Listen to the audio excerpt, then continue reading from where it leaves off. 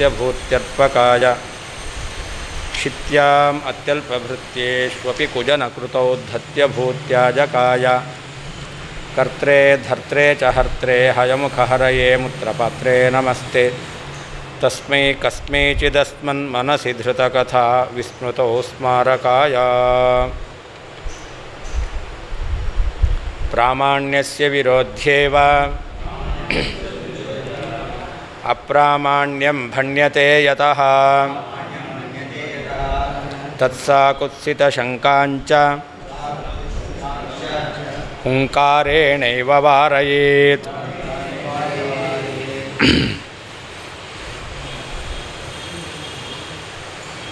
ಇಲ್ಲಿ ಅಪ್ರಾಮಾಣ್ಯ ಅಗ್ರಹ ಅಂತ ಹೇಳಿದ್ರು. ಹೇತು ಮಾಡಬೇಕಾದ್ರೆ ಪ್ರಾಮಾಣ್ಯ ಸಂಶಯಘ್ನ ಅಪ್ರಾಮಾಣ್ಯ ಅಗ್ರಾಹಿ ಪ್ರಮಾತ್ವಾತ್ ಅಂತ ಹೇಳಿದ್ರು. ಅಲ್ಲಿ ಅಪ್ರಾಮಾಣ್ಯ ಅಗ್ರಾಹಿ ಅಥವಾ ಪ್ರಾಮಾಣ್ಯ ತತ್ಪ್ರಕಾರ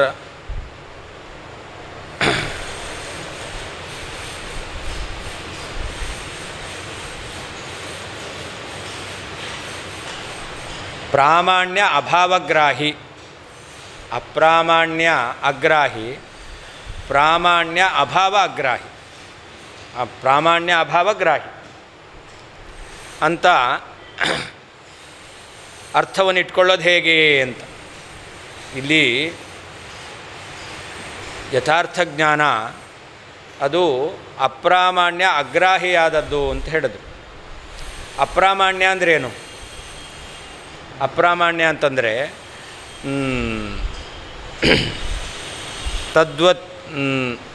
ತದಭಾವತಿ ತತ್ಪ್ರಕಾರಕತ್ವ, ತದಭಾವತಿ ಅತದ್ವತಿ ತತ್ಪ್ರಕಾರಕತ್ವ. ಎಲ್ಲಿ ರಜತ ಇಲ್ಲವೋ ಅಲ್ಲಿ ರಜತ ಇದೆ ಅಂತ ಗ್ರಹಣ ಮಾಡಿದ್ರೆ ಅದನ್ನು ಏನು ಹೇಳ್ತಾರೆ? ಅಪ್ರಾಮಾಣ್ಯ ಅಂತ ಕರೀತಾರೆ. ಅಪ್ರಾಮಾಣ್ಯ ಶಬ್ದಕ್ಕೆ ಅತದ್ವತಿ ತತ್ಪ್ರಕಾರಕತ್ವ ಎಂಬತಕ್ಕಂಥದ್ದು ಇದು ಅಪ್ರಾಮಾಣ್ಯ. ಇಂತಹ ಅಪ್ರಾಮಾಣ್ಯವನ್ನು ಗ್ರಹಣ ಮಾಡಬಾರ್ದು ಅಂತ ಹೇಳಿದರು. ಆದರೆ ತದ್ವತಿ ತತ್ಪ್ರಕಾರಕತ್ವ ಅನ್ನೋ ಪ್ರಾಮಾಣ್ಯ ಅದಿದ್ದಲ್ಲಿ ಅದನ್ನು ಗ್ರಹಣೆ ಮಾಡ್ತಕ್ಕಂಥದ್ದು, ಅದನ್ನು ಪ್ರಕಾರತೆಯ ಗ್ರಹಣ ಮಾಡ್ತಕ್ಕಂಥದ್ದು. ಹಾಗಾದರೆ ತದ್ವತಿ ತತ್ಪ್ರಕಾರಕತ್ವ ರೂಪವಾದಂತಹ ಪ್ರಾಮಾಣ್ಯ. ಹಾಗಾದರೆ ತದ್ವತಿ ತತ್ಪ್ರಕಾರಕತ್ವ ರೂಪವಾಗಿರ್ತಕ್ಕಂತಹ ಪ್ರಾಮಾಣ್ಯ ಅಭಾವ ಎಂಬತಕ್ಕಂಥದ್ದು ಗೃಹೀತವಾಗಿದೆ. ಯಾವ ಜ್ಞಾನದಲ್ಲಿ ಅನುವ್ಯವಸಾಯದಲ್ಲಿ ಅತದ್ವತಿ ತತ್ಪ್ರಕಾರಕತ್ವ ರೂಪ ಪ್ರಾಮಾಣ್ಯ ಗೃಹೀತವಾಗಿಲ್ಲ, ಅತದ್ವತಿ ತತ್ಪ್ರಕಾರಕತ್ವ ರೂಪವಾಗಿರ್ತಕ್ಕಂತಹ ಪ್ರಾಮಾಣ್ಯ ಅಪ್ರಾಮಾಣ್ಯ ಎಂಬತಕ್ಕಂಥದ್ದು ಗೃಹೀತವಾಗಿಲ್ಲ, ಅಪ್ರಾಮಾಣ್ಯ ಅಗ್ರಾಹಕತ್ವ ಬಂತು. ಆದರೆ ತದ್ವತಿ ತತ್ಪ್ರಕಾರಕತ್ವ ರೂಪ ಪ್ರಾಮಾಣ್ಯಾಭಾವ ಎಂಬತಕ್ಕಂಥದ್ದು ಗೃಹೀತವಾಗಿದೆ.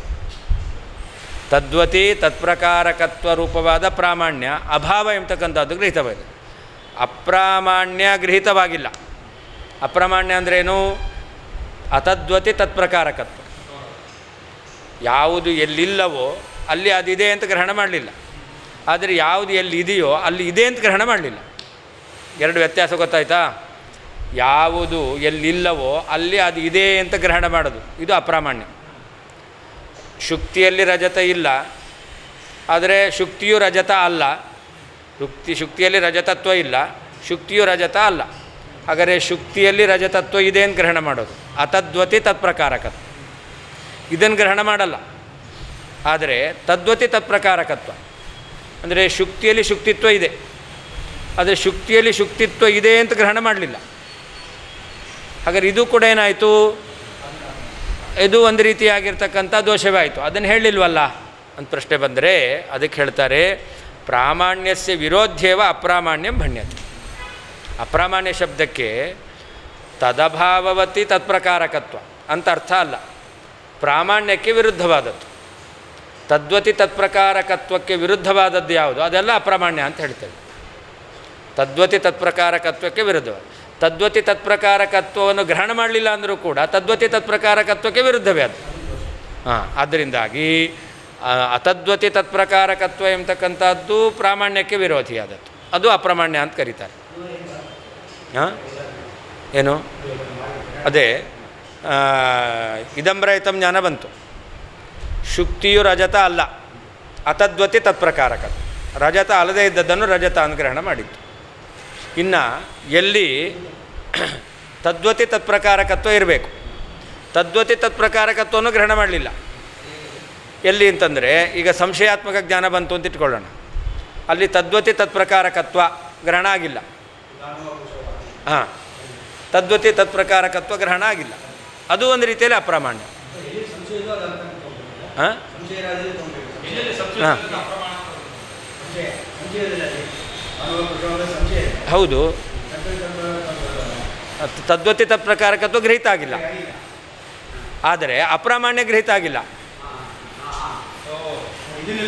ಹಾಂ, ಅದರಿಂದಾಗಿ ಆ ಜ್ಞಾನ ತೆಗೆದುಕೊಂಡ್ರೆ ಅದಕ್ಕೆ ಹೇಳ್ತಾರೆ ತತ್ಸಾ ಕುತ್ಸಿತ ಶಂಕಾಂಚ ಹುಂಕಾರೇಣೇವ ವಾರಯತ್ ಅಂತ.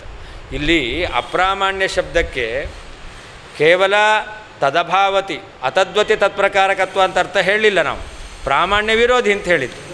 ಪ್ರಾಮಾಣ್ಯ ವಿರೋಧಿ ಅಂದರೆ ಯಾವುದಾಗುತ್ತೆ? ಅತದ್ವತಿ ತತ್ಪ್ರಕಾರಕತ್ವವೂ ಆಗುತ್ತೆ, ತದ್ವತಿ ತತ್ಪ್ರಕಾರಕತ್ವನ ಗ್ರಹಣ ಮಾಡಲಿಲ್ಲ ಅನ್ನೋದು ಆಗುತ್ತೆ. ಎಲ್ಲಿ ತದ್ವತಿ ತತ್ಪ್ರಕಾರಕತ್ವವನ್ನು ಗ್ರಹಣ ಮಾಡಲಿಲ್ವೋ ಅದು ಕೂಡ ಅಪ್ರಾಮಾಣ್ಯ ಗ್ರಾಹ್ಯ ಆಯಿತು, ಅಪ್ರಾಮಾಣ್ಯ ಅಗ್ರಾಹ್ಯ ಆಗಲಿಲ್ಲ ಅಂತ ಸ್ವೀಕಾರ ಮಾಡದಂತೆ ಆಯಿತು ಅಂತ. ಒಟ್ಟು ಎರಡು, ಅಪ್ರಾಮಾಣ್ಯ ಅಗ್ರಾಹ್ಯಾದ ಜ್ಞಾನ, ಪ್ರಾಮಾಣ್ಯವನ್ನು ಗ್ರಹಣ ಮಾಡದೇ ಇರತಕ್ಕಂಥ ಜ್ಞಾನ ಎರಡಿದೆ.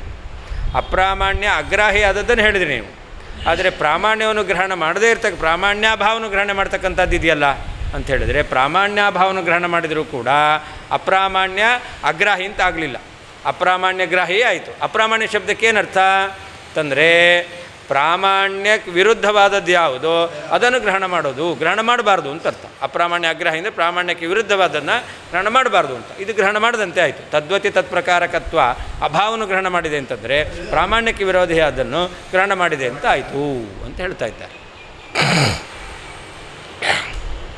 ಅದರಿಂದ ಏನೇನು ಬೇರೆ ಬೇರೆ ಆಶಂಕೆಗಳು ಬರ್ತಾ ಇತ್ತು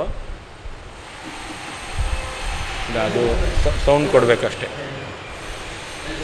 ಸೌಂಡ್ ಕೊಡಬೇಕಷ್ಟೇ. ಅದು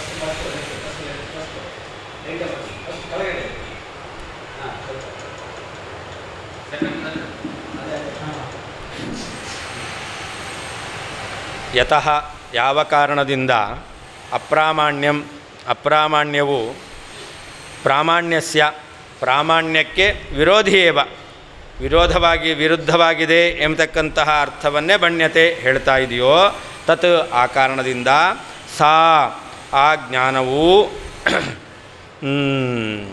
ಕುತ್ಸಿತ ಶಂಕಾಂಚ ಬೇರೆ ಎಲ್ಲ ಸಂದೇಹಗಳನ್ನು ಕೂಡ ಹುಂಕಾರೇಣ ಇವ ಅಪ್ರಾಮಾಣ್ಯ ಎಂಬುದಾಗಿ ಹೇಳಿದ್ರಿಂದಲೇ ಅಪ್ರಾಮಾಣ್ಯ ಅಗ್ರಹಣ ಅಂತ ಈ ಹುಂಕಾರದಿಂದಲೇ ವಾರಯೇತ್ ಪರಿಹಾರ ಮಾಡುತ್ತದೆ. ಯತಃ ಯಾವ ಕಾರಣದಿಂದ ಅಪ್ರಾಮಾಣ್ಯ ಎಂಬತಕ್ಕಂಥ ಶಬ್ದವು ಪ್ರಾಮಾಣ್ಯಕ್ಕೆ ವಿರೋಧಿಯಾದದ್ದು ಎಂಬತಕ್ಕಂಥ ಅರ್ಥವನ್ನು ಬಣ್ಯತೆ ಹೇಳ್ತಾ ಇದೆಯೋ ತತ್ ಆ ಕಾರಣದಿಂದ ಸ ಆ ಪ್ರಮಾತ್ಮಕ ಜ್ಞಾನವು ಕುತ್ಸಿತ ಶಂಕಾಂಚ ಬೇರೆ ಎಲ್ಲ ದೋಷಯುಕ್ತವಾದ ಸಂದೇಹಗಳನ್ನು ಕೂಡ ಹುಂಕಾರೇಣೇವ ಅಪ್ರಾಮಾಣ್ಯ ಅಗ್ರಾಹಿ ಎಂಬುದಾಗಿ ಹೇಳಿದ್ರಿಂದಲೇ ವಾರಯೇತ್ ಪರಿಹಾರ ಮಾಡುತ್ತದೆ. ನಾನು ಯಸ್ಮಿನ್ ಜ್ಞಾನೇ ಅನುವ್ಯವಸಾಯೇನ ಅತದ್ವತಿ ತತ್ಪ್ರಕಾರಕತ್ವರೂಪ ಅಪ್ರಾಮಾಣ್ಯಂ ನ ಗೃಹ್ಯತೆ ಕಿಂತು ತದ್ವತಿ ತತ್ಪ್ರಕಾರಕತ್ವಲಕ್ಷಣ ಪ್ರಾಮಾಣ್ಯಾಭಾವ ಏವ ಗೃಹೀತಃ ಅನುವ್ಯವಸಾಯೇನ ತಸ್ಮಿನ್ ಅನುವ್ಯವಸಾಯೇ ವ್ಯವಿಚಾರಃ ಅಂತ. ಯಾವ ಅನುವ್ಯವಸಾಯದಲ್ಲಿ ಜ್ಞಾನದಲ್ಲಿ ಯಾವ ಜ್ಞಾನದಲ್ಲಿ ಅಂದರೆ ಅನುವ್ಯವಸಾಯೇ ಜ್ಞಾನದ ಅನುವ್ಯವಸಾಯ ಜ್ಞಾನ ಅದೇನು ಮಾಡ್ತಾ ಇದೆ? ಅತದ್ವತಿ ತತ್ಪ್ರಕಾರಕತ್ವವನ್ನು ಗ್ರಹಣ ಮಾಡ್ತಾ ಇಲ್ಲ, ಆದರೆ ತದ್ವತಿ ತತ್ಪ್ರಕಾರಕತ್ವ ಎಂಬತಕ್ಕಂತಹ ಪ್ರಾಮಾಣ್ಯದ ಅಭಾವವನ್ನು ಗ್ರಹಣ ಮಾಡ್ತಾ ಇದೆ. ತದ್ವತಿ ತತ್ಪ್ರಕಾರಕತ್ವ ಅನ್ನೋದು ಪ್ರಾಮಾಣ್ಯ, ಅದರ ಅಭಾವವನ್ನು ಗ್ರಹಣ ಮಾಡ್ತಾ ಇದೆ. ಅಂತಹ ಅನುವ್ಯವಸಾಯದಲ್ಲಿ ಏನು ಬಂತು? ಹೇತು ಬಂತು. ಪ್ರಾಮಾಣ್ಯ ಸಂಶಯಜ್ಞ, ಅಪ್ರಾಮಾಣ್ಯ ಅಗ್ರಾಹಿ, ಪ್ರಮಾತ್ಮಕ ಜ್ಞಾನ ಆಯಿತು. ಆದರೆ ಅದರಲ್ಲಿ ಜ್ಞಾನ ಪ್ರಾಮಾಣ್ಯ ಅರ್ಥಸತ್ತ ಉಲ್ಲೇಖ ಎಂಬತಕ್ಕಂಥದ್ದಿಲ್ಲ. ಹೇತು ಇದೆ, ಸಾಧ್ಯ ಇಲ್ಲ, ವ್ಯಭಿಚಾರ ಬಂತು ಅಂತ ಪುನಃ ಆಕ್ಷೇಪ ಮಾಡ್ತಾ ಇದ್ದಾರೆ. ಯಸ್ಮಿನ್ ಜ್ಞಾನೇ ಅನುವ್ಯವಸಾಯೇನ ಅತದ್ವತಿ, ಯಾವ ಜ್ಞಾನದ ಅನುವ್ಯವಸಾಯದಿಂದ ಅತದ್ವತಿ ತತ್ಪ್ರಕಾರಕತ್ವ ರೂಪ ಅಪ್ರಾಮಾಣ್ಯಂ ನ ಗೃಹ್ಯತೆ, ಅಪ್ರಾಮಾಣ್ಯ ಆಗ್ರಹ ಇದೆ, ಆದರೆ ಕಿಂತು ತದ್ವತಿ ತತ್ಪ್ರಕಾರಕತ್ವ ರೂಪವ ಪ್ರಾಮಾಣ್ಯ, ಪ್ರಾಮಾಣ್ಯ ಅಭಾವ ಎಂಬತಕ್ಕಂಥದ್ದು ಗ್ರಹಣ ಮಾಡ್ತಾ ಇದೆ, ಪ್ರಾಮಾಣ್ಯ ಅಭಾವವನ್ನು ಗ್ರಹಣ ಮಾಡ್ತಾ ಇದೆ. ಪ್ರಾಮಾಣ್ಯ ಅಭಾವವನ್ನು ಗ್ರಹಣ ಮಾಡುತ್ತೆ ಅಂತಂದರೆ ಜ್ಞಾನ ಪ್ರಾಮಾಣ್ಯವನ್ನು ಗ್ರಹಣ ಮಾಡಲಿಕ್ಕೆ ಸಾಧ್ಯ ಇಲ್ಲ.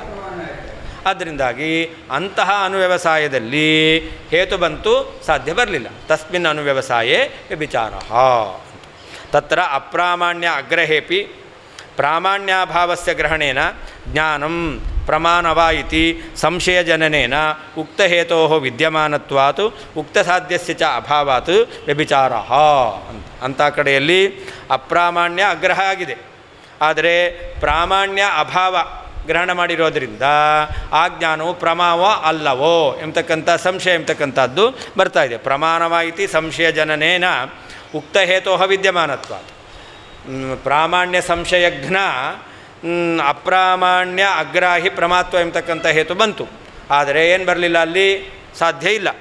ಉಕ್ತ ಸಾಧ್ಯಸ್ಯ ಚ ಅಭಾವಾತ್, ಪ್ರಾಮಾಣ್ಯ ಜ್ಞಾನ ಪ್ರಾಮಾಣ್ಯ ಅರ್ಥಸತ್ತಾ ಉಲ್ಲೇಖ ಎಂಬತಕ್ಕಂತಹ ಸಾಧ್ಯ ಎಂಬತಕ್ಕಂಥದ್ದು ಬರಲಿಲ್ಲ. ವ್ಯಭಿಚಾರ ಬಂತಲ್ಲ ಅಂತಂದರೆ ಅದಕ್ಕೆ ಪ್ರಾಮಾಣ್ಯಸ್ಯ ವಿರೋಧ್ಯೇವ ಅಂತ ಹೇಳ್ತಾರೆ. ಅಪ್ರಾಮಾಣ್ಯ ಅಗ್ರಾಹಿ ಪ್ರಮಾತ್ವಾದಿತ್ಯಸ್ಯ ಅಪ್ರಾಮಾಣ್ಯ ಪದೇನ ಪ್ರಾಮಾಣ್ಯ ವಿರೋಧ್ಯೇವ ಅಪ್ರಾಮಾಣ್ಯಂ ಭಣ್ಯತೆ. ಅಪ್ರಾಮಾಣ್ಯ ಅಗ್ರಾಹಿ ಪ್ರಮಾತ್ವ ಅಂತ ಹೇಳಿದ್ದಾರೆ. ಅದಕ್ಕೇನರ್ಥ ಅಂತಂದರೆ ಅಪ್ರಾಮಾಣ್ಯ ಶಬ್ದದಿಂದ ಪ್ರಾಮಾಣ್ಯ ವಿರೋಧಿಯಾದದ್ದು ಯಾವುದೋ ಅಂತಹ ಅಪ್ರಾಮಾಣ್ಯವನ್ನು ಹೇಳ್ತಾ ಇದ್ದಾರೆ. ಯತಃ ತಸ್ಮಾತ್, ಆದ್ದರಿಂದ ತದ್ವತಿ ತತ್ಪ್ರಕಾರಕತ್ವ ರೂಪವಾಗಿರ್ತಕ್ಕಂಥ ಪ್ರಾಮಾಣ್ಯ ಅಭಾವವನ್ನು ಗ್ರಹಣ ಮಾಡಿದೆ ಅಂತಂದರೆ ಅದು ಕೂಡ ಅಪ್ರಾಮಾಣ್ಯ ಶಬ್ದದ ಅರ್ಥವೇ ಆಗಿದೆ. ಆದ್ದರಿಂದ ಅಲ್ಲಿ ಅಪ್ರಾಮಾಣ್ಯ ಅಗ್ರಹ ಬರಲಿಲ್ಲ, ಅಪ್ರಾಮಾಣ್ಯ ಗ್ರಹವೇ ಆಗಿದೆ. ಅಪ್ರಾಮಾಣ್ಯ ಅನ್ನೋದಕ್ಕೆ ಅತದ್ವತಿ ತತ್ಪ್ರಕಾರಕತ್ವ ಅಂತ ಅಷ್ಟೇ ಅರ್ಥ ಅಲ್ಲ, ತದ್ವತಿ ತತ್ಪ್ರಕಾರಕತ್ವ ಅಭಾವ ಎಂಬತಕ್ಕಂಥ ಅರ್ಥವೂ ಕೂಡ ಇದೆ.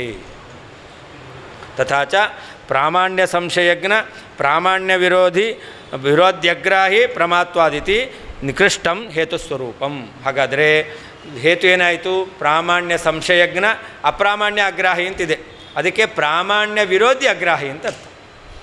ಅಪ್ರಾಮಾಣ್ಯ ಅಗ್ರಾಹಿ ಅಂತಂದರೆ ಅಪ್ರಾಮಾಣ್ಯವನ್ನು ಗ್ರಹಣ ಮಾಡಬಾರ್ದು ಅಂತ ಅಷ್ಟೇ ಅಲ್ಲ, ಪ್ರಾಮಾಣ್ಯ ವಿರೋಧಿಯಾದದ್ದನ್ನು ಗ್ರಹಣ ಮಾಡಬಾರ್ದು ಅಂತ ಅರ್ಥ. ಅದನ್ನು ಹೇಳ್ತಾರೆ ಪ್ರಾಮಾಣ್ಯ ಸಂಶಯಜ್ಞ ಪ್ರಾಮಾಣ್ಯ ವಿರೋಧಿ ಅಗ್ರಾಹಿ, ಪ್ರಾಮಾಣ್ಯ ವಿರೋಧಿ ಅಗ್ರಾಹಿ ಪ್ರಮಾತ್ವತಂತ ಹೇತು ಸ್ವರೂಪ ಆಯಿತು. ತಥಾಚ ಪ್ರಾಮಾಣ್ಯ ವಿರೋಧಿನಃ ಪ್ರಾಮಾಣ್ಯ ಅಭಾವಸ್ಯೈವ ಗ್ರಹಣೇನ, ಪ್ರಾಮಾಣ್ಯ ವಿರೋಧಿಯಾದದ್ದು ಯಾವುದು? ಪ್ರಾಮಾಣ್ಯ ಅಭಾವ. ಪ್ರಾಮಾಣ್ಯ ಅಭಾವವನ್ನು ಗ್ರಹಣ ಮಾಡ್ತಾ ಇದೆ. ಆದ್ದರಿಂದಾಗಿ ಅಪ್ರಾಮಾಣ್ಯ ಅಗ್ರಾಹಿ ಪ್ರಮಾತ್ವಸ್ಯೈವ ಅಭಾವಾತ್, ಅಪ್ರಾಮಾಣ್ಯ ಅಗ್ರಾಹಿ ಪ್ರಮಾ ಅದು ಅಲ್ಲವೇ ಅಲ್ಲ, ಹೇತು ಇಲ್ಲ. ತಾದೃಶ ಅನುವ್ಯವಸಾಯೇ ನ ವ್ಯಭಿಚಾರ, ಅನುವ್ಯವಸಾಯೇನ ಅಂತ ಒಟ್ಟಿಗೆ ಇದೆ, ಅನುವ್ಯವಸಾಯೇ ನ ವ್ಯಭಿಚಾರ ಅಂತ.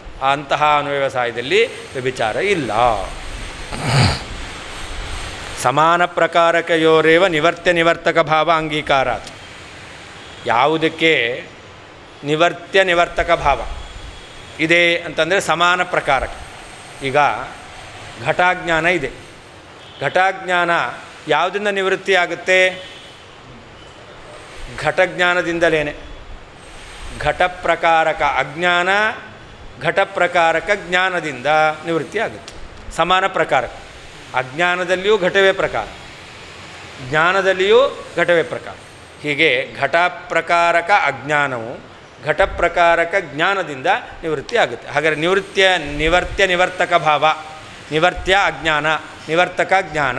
ನಿವರ್ತ್ಯ ನಿವರ್ತಕ ಭಾವ ಎಲ್ಲಿರುತ್ತೆ? ಸಮಾನ ಪ್ರಕಾರಕ. ಪಟಜ್ಞಾನ ಬಂತು ಅಂದರೆ ಘಟಾಜ್ಞಾನ ಹೋಗಲ್ಲ, ಪಟಜ್ಞಾನ ಬಂತು ಅಂದರೆ ಘಟಾಜ್ಞಾನ ಹೋಗಲ್ಲ. ಯಾಕೆ ಅಂತಂದರೆ ಸಮಾನ ಪ್ರಕಾರಕಗಳಿಗೆ ನಿವರ್ತಕ ಭಾವ ಇರೋದು.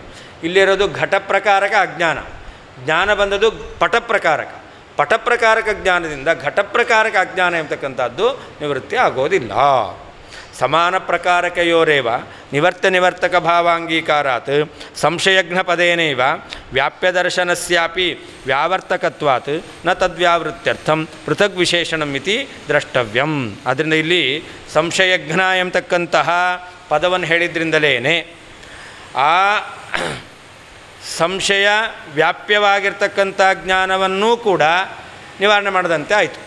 ಸಂಶಯಘ್ನ ಅಂತ ಹೇಳಿದ್ರಿಂದ ಸಂಶಯಕ್ಕೆ ವ್ಯಾಪ್ಯವಾಗಿರ್ತಕ್ಕಂಥದ್ದು ಯಾವುದೋ ಅದನ್ನು ಕೂಡ ನಿವರ್ತನೆ ಮಾಡಿದಂತೆ ಆಯಿತು. ಆದ್ದರಿಂದಾಗಿ ಪ್ರತ್ಯೇಕವಾಗಿ ಇನ್ನೊಂದು ವಿಶೇಷಣವನ್ನು ಅಲ್ಲಿ ಕೊಟ್ಟಿಲ್ಲ. ಸಂಶಯಕ್ಕೆ ವ್ಯಾಪ್ಯವಾದದ್ದು ಯಾವುದೋ ಅದನ್ನು ನಿವಾರಣೆ ಮಾಡ್ತಕ್ಕಂಥ ವಿಶೇಷಣ ಹೇಳಲಿಲ್ವಲ್ಲ ಅಂತಂದರೆ ಅದಕ್ಕೆ ಹೇಳ್ತಾರೆ ಸಮಾನ ಪ್ರಕಾರಕವಾದವುಗಳಿಗೆ ನಿವರ್ತಕ ಭಾವ ಇರೋದು. ಆದ್ದರಿಂದಾಗಿ ಸಂಶಯಘ್ನ ಪದದಿಂದಲೇ ವ್ಯಾಪ್ಯದರ್ಶನವನ್ನೂ ಕೂಡ ನಿವೃತ್ತಿ ಮಾಡಿ ವ್ಯಾವೃತ್ತಿ ಮಾಡಿರೋದರಿಂದ ಪ್ರತ್ಯೇಕ ವಿಶೇಷಣವನ್ನು ಕೊಟ್ಟಿಲ್ಲ. ಜಾನಾಮಿ ಘಟಮೇವಾಹಂ ಇತ್ಯಾಕೃತ್ಯೈವ ಕೀರ್ತ್ಯತೆ ಯತ್ಸ ತತ್ಸಾಧಯೇ ದೇವ ಕೃಷ್ಣಾಪಿ ಜ್ಞಾನಮಾನತಾಂ. ಇನ್ನು ಅನುವ್ಯವಸಾಯ ಇದೆಯಲ್ಲ, ಹತ್ತಿರದಲ್ಲಿ ನೋಡಿದಂತಹ ವಸ್ತುವಿನ ಅನುವ್ಯವಸಾಯ, ದೂರದಲ್ಲಿ ನೋಡಿರ್ತಕ್ಕಂತಹ ವಸ್ತುವಿನ ಅನುವ್ಯವಸಾಯ. ಇವೆರಡಕ್ಕೆ ವ್ಯತ್ಯಾಸ ಇದೆಯೋ ಇಲ್ವೋ? ಇದ್ದೇ ಇದೆ. ಹತ್ತಿರದಲ್ಲಿ ನೋಡಿರ್ತಕ್ಕಂಥ ವಸ್ತುವಿನ ಜ್ಞಾನ ಅದರ ಜ್ಞಾನ, ದೂರದಲ್ಲಿ ನೋಡಿರ್ತಕ್ಕಂಥ ವಸ್ತು ಅದರ ಜ್ಞಾನ ಅದರ ಜ್ಞಾನ, ಜ್ಞಾನದ ಜ್ಞಾನ, ವಸ್ತುವಿನ ಜ್ಞಾನ ಜ್ಞಾನದ ಜ್ಞಾನ ಅಂತ. ಅದರಿಂದ ಇಲ್ಲಿ ಎರಡು, ಹತ್ತಿರದಲ್ಲಿ ನೋಡಿರ್ತಕ್ಕಂತಹ ವಸ್ತುವಿನ ಜ್ಞಾನ ಬಂದ ಮೇಲೆ ಏನು ಜ್ಞಾನ ಬರುತ್ತೆ? ಜೀವನಿಗೆ ಜ್ಞಾನ ಏನು ಬರುತ್ತೆ? ಘಟಮೇವ ಜಾನಾಮಿ ಜ್ಞಾನ ಬರುತ್ತೆ. ಏವ ಶಬ್ದ ಇದೆ, ಇದು ಹತ್ತಿರದಲ್ಲಿ ನೋಡಿದಾಗ ಪುಸ್ತಕಮೇವ ಜಾನಾಮಿ, ಘಟಮೇವ ಜಾನಾಮಿ ಎಂಬುದಾಗಿ ಜ್ಞಾನ ಎಂಬತಕ್ಕಂಥದ್ದು ಬರುತ್ತೆ. ದೂರದಲ್ಲಿರ್ತಕ್ಕಂಥ ವಸ್ತುವಿನ ಜ್ಞಾನ ಬಂದಾಗ ಏವ ಶಬ್ದ ಇಲ್ಲ, ಘಟಂ ಜಾನಾಮಿ ಅಂತ ಅಷ್ಟೇ ಬರುತ್ತೆ. ದೂರದಲ್ಲಿ ನೋಡಿದ ವಸ್ತುವನ್ನು ಘಟಮೇವ ಜಾನಾಮಿ ಅಂತ ಹೇಳ್ತೀವ? ಇಲ್ಲ. ಅಂದರೆ ಹತ್ತಿರದಲ್ಲಿ ನೋಡಿರ್ತಕ್ಕಂಥ ವಸ್ತುವನ್ನು ನೋಡಿದ ಮೇಲೆ ಘಟಮೇವ ಜಾನಾಮಿ ಎಂಬತಕ್ಕಂತಹ ಜ್ಞಾನ ನಮಗೆ ಬರುತ್ತೆ. ದೂರದಲ್ಲಿರ್ತಕ್ಕಂಥ ವಸ್ತುವನ್ನು ನೋಡಿದಾಗ ಅಲ್ಲಿ ಘಟಂ ಜಾನಾಮಿ ಅಂತಕ್ಕಂಥ ಜ್ಞಾನ ಬರುತ್ತೆ ಅಷ್ಟೇ ಹೊರತು ಘಟಮೇವ ಜಾನಾಮಿ ಎಂಬತಕ್ಕಂತಹ ಜ್ಞಾನ ಎಂಬತಕ್ಕಂಥದ್ದು ಬರ್ತಿಲ್ಲ. ಅದರಿಂದ ಏನಾಯಿತು? ಅನುವ್ಯವಸಾಯದಲ್ಲಿ ವ್ಯತ್ಯಾಸ ಇದೆ. ಎರಡೂ ಕೂಡ ಅನುವ್ಯವಸಾಯ, ಆದರೆ ಅನುವ್ಯವಸಾಯದಲ್ಲಿ ವ್ಯತ್ಯಾಸ ಎಂಬತಕ್ಕಂಥದ್ದಿದೆ. ಆದ್ದರಿಂದ ಏನಾಯಿತು ಅಂತಂದರೆ ನಿಶ್ಚಯಾತ್ಮಕವಾಗಿರ್ತಕ್ಕಂತಹ ಜ್ಞಾನ ಘಟಮೇವ ಜಾನಾಮಿ ಅಂತ ನಿಶ್ಚಯಾತ್ಮಕವಾದಂತಹ ಈ ಜ್ಞಾನ ಇದೆಯಲ್ಲ, ಇದು ಪ್ರಾಮಾಣ್ಯದ ಸಂಶಯವನ್ನು ದೂರ ಮಾಡುತ್ತೆ. ಘಟಮೇವ ಜಾನಾಮಿ ಅಂತ ಬಂದಿದೆ ಅಂತಾದರೆ ಆವಾಗ ಆ ಪ್ರಾಮಾಣ್ಯದ ಸಂಶಯವನ್ನು ದೂರ ಮಾಡುತ್ತೆ. ಅಂದರೆ ಏನರ್ಥ? ಪ್ರಾಮಾಣ್ಯ ಸಂಶಯ ದೂರ ಆಯಿತು ಅಂತಂದರೆ ಅಲ್ಲಿ ಪ್ರಾಮಾಣ್ಯ ಎಂಬತಕ್ಕಂಥದ್ದು ಗೃಹೀತವಾಗುತ್ತೆ. ಪ್ರಾಮಾಣ್ಯ ಸಂಶಯ ಹೋಯಿತು ಅಂತಂದರೆ ಪ್ರಾಮಾಣ್ಯ ಎಂಬತಕ್ಕಂಥದ್ದು ಗೃಹೀತವಾಗುತ್ತೆ. ಅದರಿಂದ ಅನುವ್ಯವಸಾಯದಲ್ಲಿ ವ್ಯತ್ಯಾಸ ಇದೆ. ಹತ್ತಿರದಲ್ಲಿ ನೋಡಿರ್ತಕ್ಕಂತಹ ವಸ್ತುವಿನ ಅನುವ್ಯವಸಾಯ ಎಂಬತಕ್ಕಂಥದ್ದು ಪ್ರಾಮಾಣ್ಯ ಸಂಶಯವನ್ನು ದೂರ ಮಾಡುತ್ತೆ, ಅಲ್ಲಿ ಪ್ರಾಮಾಣ್ಯವನ್ನು ಗ್ರಹಣ ಮಾಡುತ್ತೆ. ಯತ್ ಯಾವ ಕಾರಣದಿಂದ ಅಹಂ ನಾನು ಘಟಮೇವ ಘಟವನ್ನೇ ಜಾನಾಮಿ ತಿಳಿದಿದ್ದೇನೆ ಇತಿ ಎಂಬತಕ್ಕಂತಹ ಆಕೃತ್ಯಾಯೇವ ಆಕಾರದಿಂದಲೇ ಘಟಮೇವ ಜಾನಾಮಿ ಎಂಬತಕ್ಕಂತಹ ಜ್ಞಾನದ ಆಕಾರ, ಇದರಿಂದಲೇ ಸ ಹತ್ತಿರದಲ್ಲಿ ನೋಡಿರ್ತಕ್ಕಂತಹ ಘಟದ ಅನುವ್ಯವಸಾಯ, ಘಟಜ್ಞಾನದ ಅನುವ್ಯವಸಾಯವು ಕೀರ್ತ್ಯತೆ ಹೇಳಲ್ಪಡ್ತಾ ಇದೆ. ತತ್ ಆದ್ದರಿಂದ ಕೃಷ್ಣಾಪಿ ಪೂರ್ಣವಾಗಿ ಸಾ ಆ ಅನುವ್ಯವಸಾಯವು ಜ್ಞಾನಮಾನತಾಂ ಜ್ಞಾನದ ಪ್ರಾಮಾಣ್ಯವನ್ನು ಸಾಧಯೇ ದೇವ ಅದು ಸಾಧಿಸಿಯೇ ಕೊಡುತ್ತದೆ.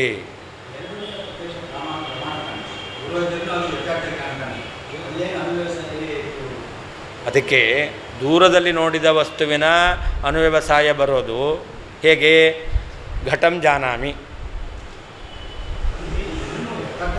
ಹೌದು, ಅದಕ್ಕೆ ಹೇಳಿದ್ದು. ಅಲ್ಲಿಗ ಘಟಂ ಜಾನಾಮಿ ಅಂತಂದರೆ ಘಟಮೇವ ಜಾನಾಮಿ ಅಂತ ಬರಲ್ಲ.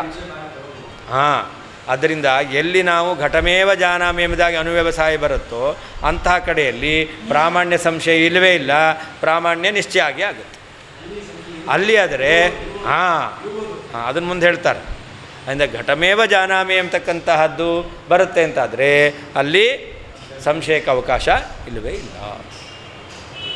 ಯತ್ ಯಾವ ಕಾರಣದಿಂದ ಅಹಂ ನಾನು ಘಟಮೇವ ಘಟವನ್ನೇ ಜಾನಾಮಿ ತಿಳಿದಿದ್ದೇನೆ ಇತಿ ಎಂಬತಕ್ಕಂಥ ಆಕೃತ್ಯಾಯೇವ ಇಂತಹ ಅನುವ್ಯವಸಾಯದ ಆಕಾರದಿಂದಲೇ ಸ ಹತ್ತಿರದಲ್ಲಿ ಕಂಡಿರತಕ್ಕಂತಹ ಘಟಜ್ಞಾನದ ಜ್ಞಾನರೂಪವಾದ ಅನುವ್ಯವಸಾಯವು ಕೀರ್ತ್ಯತೆ ಹೇಳಲ್ಪಡ್ತಾ ಇದೆಯೋ ತತ್ ಆದ್ದರಿಂದ ಕೃಷ್ಣಾಪಿ ಪೂರ್ಣವಾಗಿ ಸಾ ಆ ಅನುವ್ಯವಸಾಯವು ಜ್ಞಾನಮಾನತಾಂ ಜ್ಞಾನದ ಪ್ರಾಮಾಣ್ಯವನ್ನು ಸಾಧಯೇ ದೇವ ಸಾಧಿಸಿಯೇ ಕೊಡುತ್ತದೆ. ದೂರಸ್ಯ ಸಮೀಪಸ್ಥಘಟಜ್ಞಾನ ಅನುವ್ಯವಸಾಯೋ ಆಕಾರವೈಚಿತ್ರ್ಯಾತ್ ಏಕತ್ರ ಪ್ರಾಮಾಣ್ಯಗ್ರಹಣಂ ಅವಶ್ಯಕಂ ಇತಿ ಅನುಕೂಲತರ್ಕಂ ವಕ್ತುಂ ಆಕಾರವೈಚಿತ್ರ್ಯಂ ದರ್ಶಯತಿ ಜಾನಾಮೀತಿ. ದೂರದಲ್ಲಿರ್ತಕ್ಕಂತಹ ಮತ್ತು ದೂರಸ್ಯ ಅಲ್ಲದು ದೂರಸ್ಥ ಬೇಕು. ದೂರಸ್ಥ ಸಮೀಪಸ್ಥ ಘಟಜ್ಞಾನ ಅನುವ್ಯವಸಾಯೋ ಅಂತ ಬೇಕು. ದೂರಸ್ಯ ಅಂತಿದೆ ಅಲ್ಲಿ. ದೂರಸ್ಥ ದೂರದಲ್ಲಿರ್ತಕ್ಕಂತಹ ಮತ್ತು ಹತ್ತಿರದಲ್ಲಿರ್ತಕ್ಕಂತಹ ಜ್ಞಾನದ ಅನುವ್ಯವಸಾಯ. ಆ ಅನುವ್ಯವಸಾಯಗಳ ಆಕಾರದಲ್ಲಿ ವೈಚಿತ್ರ್ಯ ಎಂಬತಕ್ಕಂಥದ್ದು ವ್ಯತ್ಯಾಸ ಎಂಬತಕ್ಕಂಥದ್ದಿದೆ. ಆದ್ದರಿಂದ ಅಲ್ಲಿ ಒಂದು ಕಡೆಯಲ್ಲಿ ಜ್ಞಾನದ ಪ್ರಾಮಾಣ್ಯ ಗ್ರಹಣವಾಗುತ್ತೆ. ಅನುವ್ಯವಸಾಯದಲ್ಲಿ ವ್ಯತ್ಯಾಸ ಯಾಕೆ ಅಂತಂದರೆ ಒಂದು ಕಡೆಯಲ್ಲಿ ಪ್ರಾಮಾಣ್ಯ ಗ್ರಹಣ ಎಂಬತಕ್ಕಂಥದ್ದು ಆಗುತ್ತೆ. ಆದ್ದರಿಂದ ಅಲ್ಲಿ ಆ ಅನುವ್ಯವಸಾಯಕ್ಕೂ ದೂರದಲ್ಲಿರ್ತಕ್ಕಂತಹ ವಸ್ತುವಿನ ಜ್ಞಾನ ಏನು ಬಂದಿದೆ ಅದರ ಅನುವ್ಯವಸಾಯಕ್ಕೂ ವೈಲಕ್ಷಣ್ಯ ಇದೆ ಅಂತ ಹೇಳ್ತಾ ಇದ್ದ. ಅದು ಹೇಗೆ? ಘಟಮೇವ ಅಹಂ ಜಾನಾಮಿ ನತೋ ಅನ್ಯಂ ಇತಿ ಆಕೃತ್ಯ ಏವ. ನಾವೇನು ತಿಳಿತೇವೆ? ಅಯಂಘಟ ಜ್ಞಾನ ಮೇಲೆ ಜ್ಞಾನ ಬಂದ ಮೇಲೆ ಹತ್ತಿರದಲ್ಲಿರ್ತಕ್ಕಂಥ ಘಟದ ಜ್ಞಾನ ಹೇಗೆ ಬರುತ್ತೆ? ಘಟಮೇವ ಜಾನಾಮಿ ನ ಅನ್ಯಂ, ಘಟವನ್ನೇ ತಿಳಿದದ್ದು ಬೇರೆಯದ್ದು ಅಲ್ಲ ಅಂತ ಇನ್ನೊಂದನ್ನು ನಿಷೇಧ ಮಾಡಿ ಘಟವನ್ನು ನಾವು ತೀರ್ಮಾನವಾಗಿ ತಿಳಿದಿದ್ದೇನೆ ಅಂತ ಹೇಳ್ತೇವೆ. ಇತಿ ಅನುವ್ಯವಸ್ಥಿತಿ ಯಸ್ಮಾತ್ ಕೀರ್ತ್ಯತೆ ಸಮೀಪಸ್ಥಘಟಾದಿದರ್ಶಿಭಿ ಪೂರ್ವೈ ಜನೈ. ಹತ್ತಿರದಲ್ಲಿರ್ತಕ್ಕಂಥ ಘಟವನ್ನು ನೋಡಿದ ಹಿಂದಿನ ಜನರು ಏನು ಹೇಳ್ತಾರೆ? ಘಟವನ್ನೇ ನೋಡಿದ್ದೇನೆ ಅಂತ ಹೇಳ್ತಾರೆ. ಅದರಿಂದ ಇದು ಸಮೀಪಸ್ಥ ಘಟದ ಜ್ಞಾನದಿಂದ ಬಂದಿರತಕ್ಕಂತಹ ಅನುವ್ಯವಸಾಯ. ಇನ್ನೊಂದು ದೂರಸ್ಥ ಘಟದ ಜ್ಞಾನದಿಂದ ಬಂದಿರತಕ್ಕಂಥ ಅನುವ್ಯವಸಾಯ. ದೂರಸ್ಥೇತು ಘಟಂ ಜಾನಾಮಿ ಇತಿ ಧೀರ್ಜಾಯತೆ ಪರಂ ನತು ಸಾವಧೃತಿಸ್ತತ್ರ ಮಾನತ್ವಾದ್ ಅವಧೃತಿಶ್ಚನ. ದೂರದಲ್ಲಿರ್ತಕ್ಕಂತಹ ವಸ್ತುವಿನ ಜ್ಞಾನ ಬಂತು ಅಂದರೆ ಅವಾಗೇನು ಬರುತ್ತೆ? ಘಟಂ ಜಾನಾಮಿ ಇತಿ ದೀಹಿ ಜಾಯತೆ.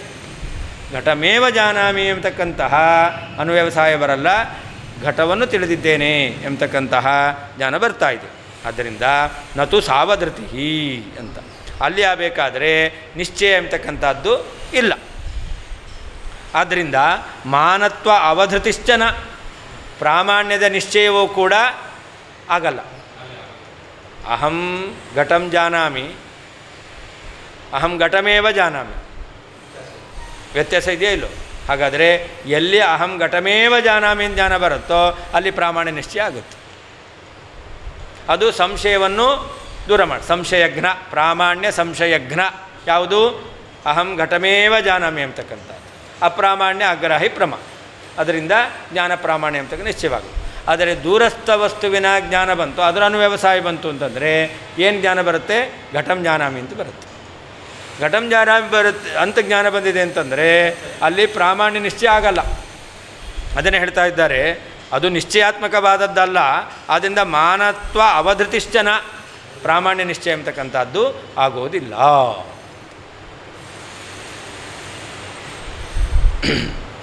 ಪರಂ ಕೇವಲ ದೂರಸ್ಥೆ ದೂರದಲ್ಲಿರ್ತಕ್ಕಂತಹ ಘಟದ ವಿಷಯದಲ್ಲಿ ಘಟಂ ಮಡಿಕೆಯನ್ನು ಜಾನಾಮಿ ತಿಳಿದಿದ್ದೇನೆ ಇತಿ ಎಂಬುದಾಗಿ ಧೀಹಿ ಜ್ಞಾನವು ಜಾಯತೆ ಹುಟ್ಟುತ್ತದೆ.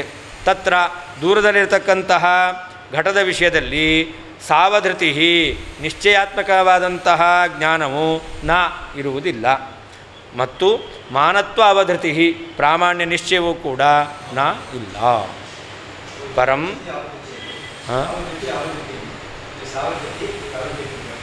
ಸಾವಧೃತಿ ಅವಧೃತಿ ಸಹಿತವಾದದ್ದು, ನಿಶ್ಚಯ ಸಹಿತವಾದದ್ದು ಅಲ್ಲ ಅಂತ. ಘಟಮೇವ ಜಾನಾಮಿ ಅನ್ನೋದು ಅವಧೃತಿ ಸಹಿತ, ಘಟಂ ಜಾನಾಮಿ ಅನ್ನೋದು ಅವಧೃತಿ ಸಹಿತ ಅಲ್ಲ. ಪರಂ ಕೇವಲ ದೂರಸ್ಥೆ ದೂರದಲ್ಲಿರುವಂತಹ ಘಟದ ವಿಷಯದಲ್ಲಿ ಘಟಂ ಘಟವನ್ನು ಜಾನಾಮಿ ತಿಳಿದಿದ್ದೇನೆ ಇತಿ ಈ ರೀತಿಯಾಗಿ ಧೀಹಿ ಜ್ಞಾನವು ಜಾಯತೆ ಹುಟ್ಟುತ್ತದೆ. ತತ್ರ ದೂರದಲ್ಲಿರ್ತಕ್ಕಂತಹ ಘಟದ ವಿಷಯದಲ್ಲಿ ಸಾವಧೃತಿ ನಿಶ್ಚಯದಿಂದ ಕೂಡಿರ್ತಕ್ಕಂಥ ಪ್ರಮಾವು ನ ಅಲ್ಲ. ಚ ಅಲ್ಲದೇನೆ ಮಾನತ್ವಾವಧೃತಿ ಪ್ರಾಮಾಣ್ಯ ನಿಶ್ಚಯವೂ ಕೂಡ ನ ಇರುವುದಿಲ್ಲ.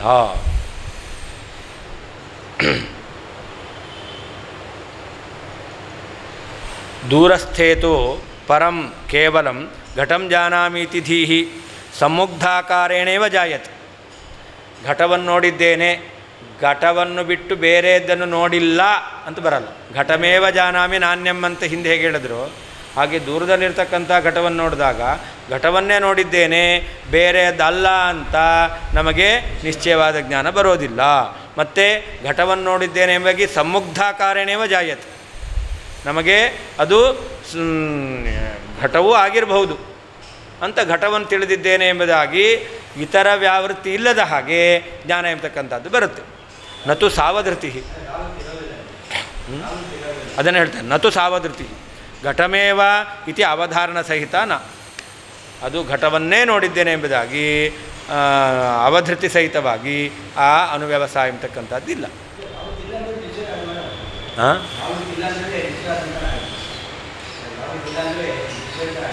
ಇತರ ವ್ಯಾವೃತ್ತಿ ಇಲ್ಲ, ಇತರ ವ್ಯಾವೃತ್ತಿ ಇರಬೇಕು, ಇದ್ದರೆ ನಿಶ್ಚಯ ಆಗುತ್ತೆ. ಘಟವನ್ನೇ ಅಂದರೆ ಇತರ ವ್ಯಾವೃತ್ತಿ, ಘಟವನ್ನು ಬಿಟ್ಟು ಬೇರೆ ಅಲ್ಲ ಅಂತ ಅಲ್ಲಿಲ್ಲ, ಇತರ ವ್ಯಾವೃತ್ತಿ ಇಲ್ಲ, ಘಟವನ್ನೇ ಅಂತಿಲ್ಲ. ಅದು ಅದ ತತ್ರ ದೂರಸ್ಥ ವಸ್ತು ದರ್ಶನೇ ಅಂತ. ಅದರಿಂದ ದೂರದಲ್ಲಿರ್ತಕ್ಕಂತಹ ಘಟವನ್ನು ನೋಡಿದಾಗ ಸಾವಧೃತಿಹಿನ ನಿಶ್ಚಯಾತ್ಮಕ ಜ್ಞಾನ ಅಲ್ಲ, ಪ್ರಾಮಾಣ್ಯ ನಿಶ್ಚಯವೂ ಆಗೋದಿಲ್ಲ. ವ್ಯವಹಾರಸ್ಯ ವೈಚಿತ್ರ್ಯೇ ಕಥನ್ನ ಜ್ಞಾನಚಿತ್ರತಾ ಅತೋನುಕೂಲಸ್ತರ್ಕೋಪಿ ಕರ್ಕಶೀಕುರುತೇನು ಮಾಂ. ಒಂದು ಜ್ಞಾನದಲ್ಲಿ ಅನುವ್ಯವಸಾಯ ಪ್ರಾಮಾಣ್ಯವನ್ನು ಗ್ರಹಣ ಮಾಡ್ತಾ ಇದೆ, ಇನ್ನೊಂದು ಜ್ಞಾನದಲ್ಲಿ ಪ್ರಾಮಾಣ್ಯವನ್ನು ಗ್ರಹಣ ಮಾಡ್ತಾ ಇಲ್ಲ. ಹಾಗಾದರೆ ವ್ಯವಹಾರ ವೈಚಿತ್ರ್ಯೇ ಅಂತ ಈ ರೀತಿಯಲ್ಲಿ ವ್ಯತ್ಯಾಸ ಯಾಕೆ? ಒಂದು ಜ್ಞಾನದಲ್ಲಿ ಅನುವ್ಯವಸಾಯ ಅದು ಪ್ರಾಮಾಣ್ಯವನ್ನು ಗ್ರಹಣ ಮಾಡ್ತಾ ಇದೆ, ಇನ್ನೊಂದು ಜ್ಞಾನದಲ್ಲಿ ಅನುವ್ಯವಸಾಯ ಎಂಬತಕ್ಕಂಥದ್ದು ಪ್ರಾಮಾಣ್ಯವನ್ನು ಗ್ರಹಣ ಮಾಡ್ತಾ ಇಲ್ಲ. ಹಾಗಾದರೆ ವ್ಯತ್ಯಾಸ ಇದೆ. ಈ ವ್ಯತ್ಯಾಸ ಯಾಕೆ ಅಂತಂದರೆ ಅವಾಗೇನು ಹೇಳಬೇಕು? ವ್ಯವಹಾರದಲ್ಲಿ ಭೇದ ಇದೆ, ವ್ಯವಹಾರದಲ್ಲಿ ಭೇದ ಎಂಬತಕ್ಕಂಥದ್ದು ಇದೆ. ಆದ್ದರಿಂದ ಜ್ಞಾನದಲ್ಲಿಯೂ ಕೂಡ ಭೇದ ಇದೆ ಅಂತ ಹೇಳಬೇಕು. ವ್ಯವಹಾರದಲ್ಲಿ ಭೇದ ಇರೋದರಿಂದ ವ್ಯವಹಾರ ಕಾರ್ಯ, ಅದಕ್ಕೆ ಕಾರಣವಾದದ್ದು ಜ್ಞಾನ. ವ್ಯವಹಾರದಲ್ಲಿ ಭೇದ ಇದೆ ಅಂತಾದರೆ ಕಾರ್ಯದಲ್ಲಿ ವೈಚಿತ್ರ್ಯ ಇದೆ ಅಂತಾದರೆ ಕಾರಣದಲ್ಲಿ ವೈಚಿತ್ರ್ಯ ಎಂಬತಕ್ಕಂಥದ್ದು ಇರಲೇಬೇಕು. ಆದ್ದರಿಂದ ಜ್ಞಾನದಲ್ಲಿ ಒಂದು ಕಡೆ ನಿಶ್ಚಯ, ಇನ್ನೊಂದು ಕಡೆ ನಿಶ್ಚಯ ಇಲ್ಲ ಅಂತ ಹೇಳಲೇಬೇಕು.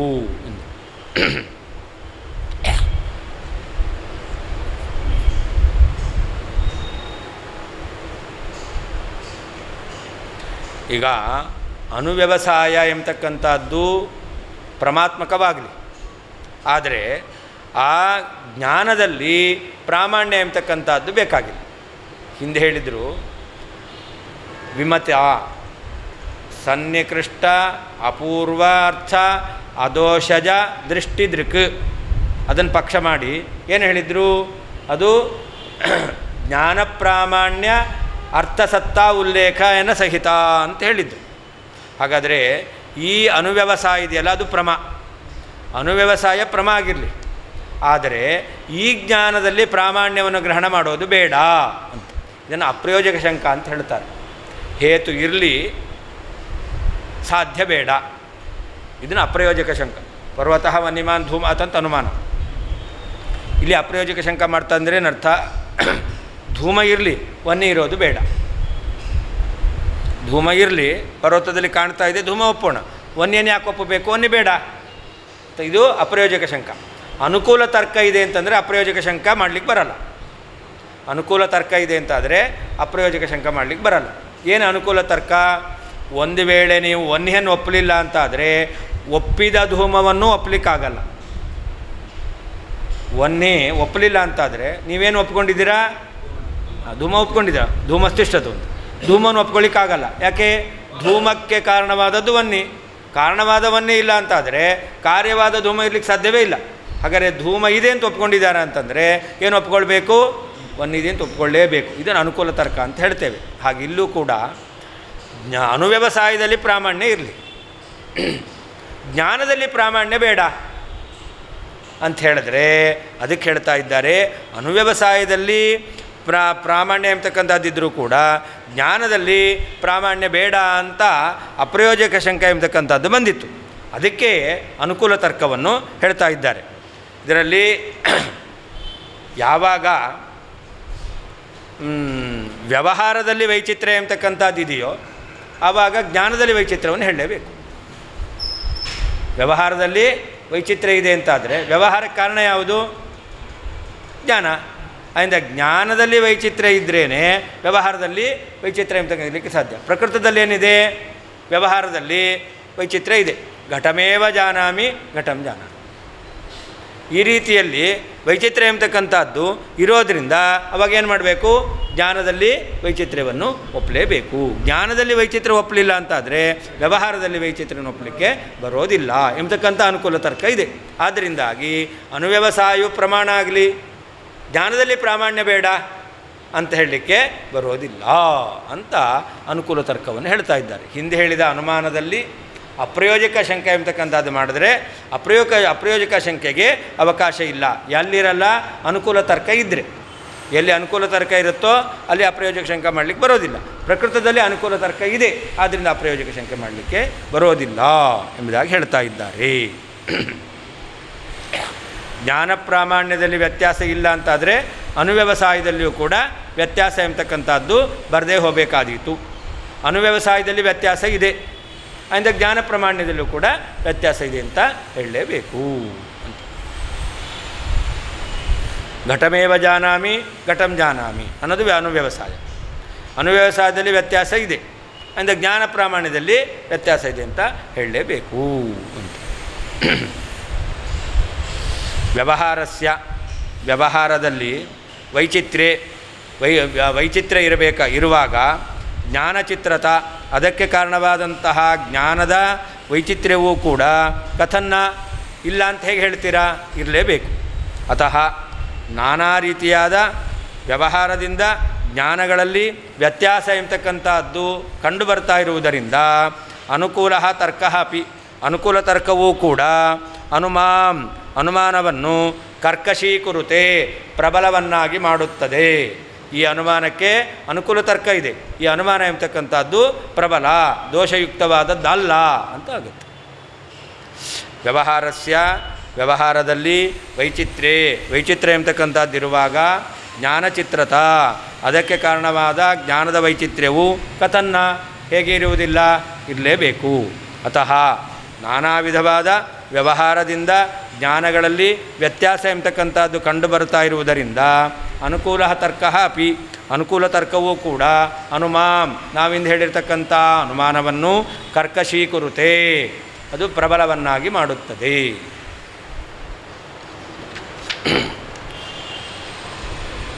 ನಾನು ಏವಂ ವ್ಯವಹಾರ ವೈಚಿತ್ರ್ಯೇಪಿ ಕುತೋ ಅನುವ್ಯವಸಾಯೋಯೋ ಪ್ರಾಮಾಣ್ಯಗ್ರಹಣ ಅಗ್ರಹಣ ರೂಪ ವೈಚಿತ್ರ್ಯಂ ಇತ್ಯತಃ ವ್ಯವಹಾರಸ್ಯ ಇತಿ. ಘಟಂ ಜಾನಾಮಿ ಘಟಮೇವ ಜಾನಾಮಿ ಎಂಬತಕ್ಕಂತಹ ಈ ವ್ಯವಹಾರದಲ್ಲಿ ವೈಚಿತ್ರ್ಯ ಇರಬಹುದು. ವ್ಯವಹಾರದಲ್ಲಿ ವೈಚಿತ್ರ್ಯ ಇದ್ದರೂ ಕೂಡ ಅನುವ್ಯವಸಾಯದಲ್ಲಿ ಘಟಮೇ ಒಂದು ಹತ್ತಿರದಲ್ಲಿರ್ತಕ್ಕಂತಹ ಘಟದ ಜ್ಞಾನದ ಅನುವ್ಯವಸಾಯ, ಇನ್ನೊಂದು ದೂರದಲ್ಲಿ ನೋಡಿದಂತಹ ಘಟದ ಜ್ಞಾನದ ಅನುವ್ಯವಸಾಯ. ಇವುಗಳಲ್ಲಿ ಪ್ರಾಮಾಣ್ಯ ಗ್ರಹಣ ಅಗ್ರಹಣ, ಒಂದರಲ್ಲಿ ಪ್ರಾಮಾಣ್ಯ ಗ್ರಹಣವನ್ನು ಮಾಡುತ್ತೆ, ಇನ್ನೊಂದರಲ್ಲಿ ಪ್ರಾಮಾಣ್ಯ ಗ್ರಹಣ ಮಾಡಲ್ಲ. ಇಂತಹ ವೈಚಿತ್ರ್ಯ ಯಾಕೆ ಅಂತಂದರೆ ಅದಕ್ಕೆ ಹೇಳ್ತಾ ಇದ್ದಾರೆ ವ್ಯವಹಾರಸ್ಯ ಇತಿ. ಘಟಮೇವ ಅಹಂ ಜಾನಾಮೀತಿ ಘಟಮಹಂ ಜಾನಾಮೀತಿ ದ್ವಿಪ್ರಕಾರಕ ಅಭಿಲಪನ ರೂಪ ವ್ಯವಹಾರಸ್ಯ. ಎರಡು ರೀತಿಯಲ್ಲಿ ವ್ಯವಹಾರ ಇದೆ, ಶಬ್ದ ಪ್ರಯೋಗ ಮಾಡೋದು. ಘಟಮೇವ ಜಾನಾಮಿ ಅಂತ ಒಂದು, ಇನ್ನೊಂದು ಘಟಂ ಜಾನಾಮಿ ಎಂಬತಕ್ಕಂತಹ ಶಬ್ದ ಅಭಿಲಪನ, ಶಬ್ದವನ್ನು ಹೇಳ್ತಕ್ಕಂಥದ್ದು. ಇಂತಹ ವ್ಯವಹಾರ ಅತಃ ವಿಚಿತ್ರ ವ್ಯವಹಾರ ಸಿದ್ಧೌ, ವಿಚಿತ್ರವಾದ ವ್ಯವಹಾರ ಇದೆ ಅಂತಾದರೆ ಅನುವ್ಯವಸಾಯ ವೈಚಿತ್ರ್ಯಸ್ಯ ಸರ್ವಜನ ಸಿದ್ಧತ್ವ. ಇದಕ್ಕೆ ಕಾರಣವಾದದ್ದು ಯಾವುದು? ಅನುವ್ಯವಸಾಯ. ಅಂದರೆ ಅನುವ್ಯವಸಾಯದಲ್ಲಿ ಘಟಮೇವ ಜಾನಾಮಿ ಎಂಬಲ್ಲಿ ಒಂದರಲ್ಲಿ ಪ್ರಾಮಾಣ್ಯ ಗ್ರಹಣ ಇದೆ, ಘಟಂ ಜಾನಾಮಿ ಎಂಬತಕ್ಕಂಥ ಅನುವ್ಯವಸಾಯದಲ್ಲಿ ಪ್ರಾಮಾಣ್ಯ ಗ್ರಹಣ ಇಲ್ಲ ಎಂಬತಕ್ಕಂಥ ವೈಚಿತ್ರ್ಯವನ್ನು ಒಪ್ಪಲೇಬೇಕು. ಅನುಕೂಲ ತರ್ಕ ಗ್ರಾಹ್ಯ ಪ್ರಾಮಾಣ್ಯ ವೈಚಿತ್ರ್ಯಾಭಾವೇ ಗ್ರಾಹಕ ಅನುವ್ಯವಸಾಯ ವೈಚಿತ್ರ್ಯಂ ನ ಸ್ಯಾದಿತಿ ಅನುಕೂಲ ತರ್ಕ ಇತ್ಯರ್ಥ. ಜ್ಞಾನ ಪ್ರಾಮಾಣ್ಯದಲ್ಲಿ ವೈಚಿತ್ರ್ಯ ಇಲ್ಲ ಅಂತಾದರೆ ಅನುವ್ಯವಸಾಯದಲ್ಲಿ ವೈಚಿತ್ರ್ಯ ಎಂಬತಕ್ಕಂಥದ್ದು ಬರಲಿಕ್ಕೆ ಸಾಧ್ಯ ಇಲ್ಲ. ಅಂದರೆ ಗ್ರಾಹ್ಯ ಪ್ರಾಮಾಣ್ಯ ಅಂತಂದರೆ ಜ್ಞಾನ ಪ್ರಾಮಾಣ್ಯ, ಜ್ಞಾನ ಪ್ರಾಮಾಣ್ಯದಲ್ಲಿ ವೈಚಿತ್ರ್ಯವನ್ನು ಒಪ್ಪಿದ್ರೇ ಅನುವ್ಯವಸಾಯದಲ್ಲಿ ವೈಚಿತ್ರ್ಯವನ್ನು ಒಪ್ಪಲಿಕ್ಕೆ ಬರುತ್ತೆ ಅಂತ. ಇಷ್ಟಿಗೆ ಒಂದು ವಿಷಯ ಮುಗೀತು. ಇಲ್ಲಿ ತನಕ ಹೇಳಿದ್ದು ಏನು? ಜ್ಞಪ್ತಿಯಲ್ಲಿ ಪ್ರಾಮಾಣ್ಯದ ಸ್ವತಸ್ತ್ವ. ಇನ್ನು ಉತ್ಪತ್ತಿಯಲ್ಲಿ ಸ್ವತಸ್ತ್ವ ಎಂಬತಕ್ಕಂಥದ್ದನ್ನು ಅನುಮಾನದಿಂದ ಸಾಧನೆ ಮಾಡ್ತಾರೆ. ಜ್ಞಪ್ತಿಯಲ್ಲಿ ಸ್ವತಸ್ತ್ವ ಅಂದರೆ ಪ್ರಾಮಾಣ್ಯದ ಜ್ಞಾನ, ಜ್ಞಾನವನ್ನು ಯಾವುದು ಗ್ರಹಣೆ ಮಾಡುತ್ತೋ ಅದೇ ಜ್ಞಾನದ ಪ್ರಾಮಾಣ್ಯವನ್ನು ಕೂಡ ಗ್ರಹಣ ಮಾಡುತ್ತೆ ಎಂಬುದಾಗಿ ಪ್ರಾಮಾಣ್ಯದ ಜ್ಞಪ್ತಿಯಲ್ಲಿ ಸ್ವತಸ್ತ್ವವನ್ನು ಹೇಳಿದ್ರು. ಮುಂದೆ ಪ್ರಾಮಾಣ್ಯದ ಉತ್ಪತ್ತಿಯಲ್ಲಿ ಸ್ವತಸ್ತ್ವವನ್ನು ಹೇಳಲಿಕ್ಕೆ ಅನುಮಾನವನ್ನು ಹೇಳ್ತಾ ಇದ್ದಾರೆ. ಹಿಂದೆ ಹೇಳಿದ್ದು ಅನುಮಾನ ಹೇಳಿದರು, ಒಂದು ಅನುಮಾನ. ಆ ಅನುಮಾನ ಯಾವುದರ ವಿಷಯದಲ್ಲಿ ಹೇಳಿದ್ದು ಅನುಮಾನವನ್ನು? ಜ್ಞಪ್ತಿಯಲ್ಲಿ ಸ್ವತಸ್ತ್ವ ಎಂಬತಕ್ಕಂಥದ್ದನ್ನು ಹೇಳಲಿಕ್ಕೆ ಅನುಮಾನವನ್ನು ಹೇಳಿದ್ದು. ಈಗ ಉತ್ಪತ್ತಿಯಲ್ಲಿ ಸ್ವತಸ್ತ್ವ ಅನ್ನಲಿಕ್ಕೆ ಹೇಳಲಿಕ್ಕೆ ಅನುಮಾನವನ್ನು ಹೇಳ್ತಾರೆ. ಈ ಪಾಠದಲ್ಲೋ ಮುಂದಿನ ಪಾಠದಲ್ಲೋ?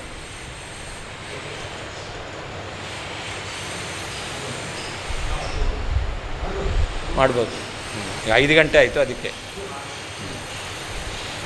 ಪ್ರಮಾಣ ಗುಣತೋ ಜನ್ಯ ಜ್ಞಾನತ್ವಾದ ಪ್ರಮಾಯಥಾ ಇತ್ಯುತ್ಪತ್ತೋ ಚಾನುಮಿತಿ ಬಾಧಾಭಾವಾದ್ ಭವೇಧಿನಃ.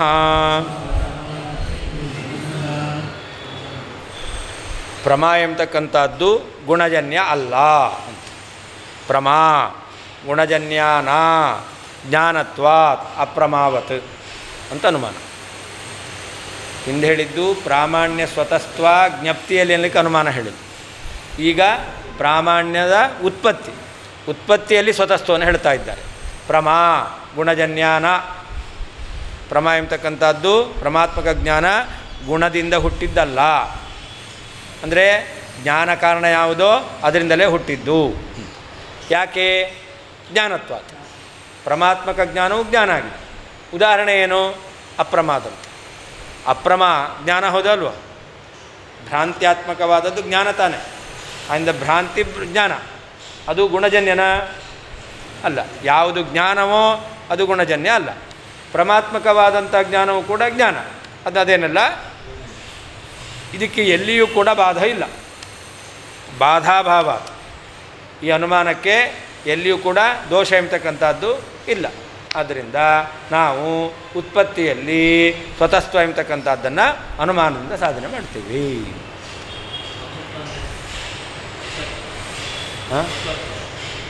ಜ್ಞಾನ ಯಾವುದರಿಂದ ಹುಟ್ಟುತ್ತೋ, ಜ್ಞಾನದಲ್ಲಿ ಪ್ರಾಮಾಣ್ಯ ಅದರಿಂದಲೇ ಹುಟ್ಟುತ್ತೆ, ಇದೇ ಸ್ವತಸ್ತ್ವ ಅಂತ. ಜ್ಞಾನವು ಯಾವುದರಿಂದ ಹುಟ್ಟುತ್ತೋ, ಇಷ್ಟೆಲ್ಲ ವಿಷಯ ಹೇಳಿದ್ರು, ಆ ವಿಷಯದಲ್ಲಿ ಅನುಮಾನ ಹೇಳ್ತಾ ಇದ್ದಾರೆ ಅಷ್ಟೇ. ಈಗ ಹಿಂದೆ ವಿಷಯವನ್ನು ಸಾಧನೆ ಮಾಡಿ ಆಯಿತು, ಆ ವಿಷಯವನ್ನು ಅನುಮಾನದಿಂದ ಸಾಧನೆ ಮಾಡ್ತಾ ಇದ್ದಾರೆ.